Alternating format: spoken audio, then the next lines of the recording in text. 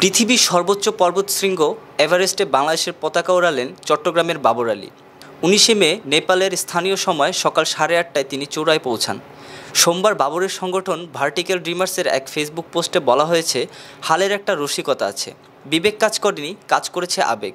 আবেগ ও বিবেকের মধ্যে এই চিরন্তন সংঘর্ষে যৌক্তিক সিদ্ধান্ত নিতে সহায়তা করে অভিজ্ঞতা। উচ্চ পর্বতে পর্বতারোহণে এই অভিজ্ঞতা ভীষণ জরুরি। আর বাবরের রয়েছে পর্বতারোহণে ভালোই অভিজ্ঞতা।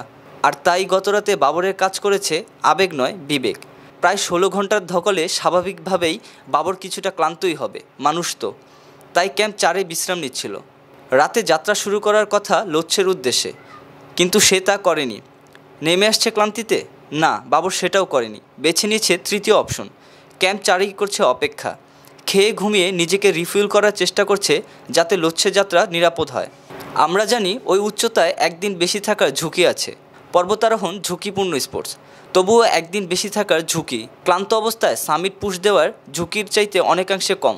বাবর সুস্থ আছে এবং ভালো বোধ করলে আজ রাতে the baby boy will rise again for his big dream.